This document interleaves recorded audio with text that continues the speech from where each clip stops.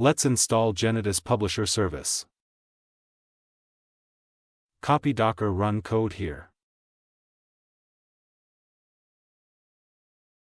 Paste Docker run code on terminal and run it. Let's look at the success of the installation process with the docker ps command.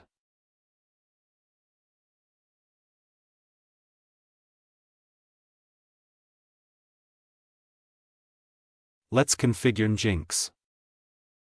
Since we added the authentication service and verify function before, I am not copying the entire content. I will just copy the configuration of the service. Copying Jinx code here.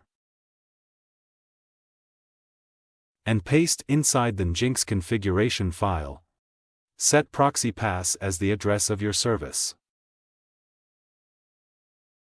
Now it's ready to use.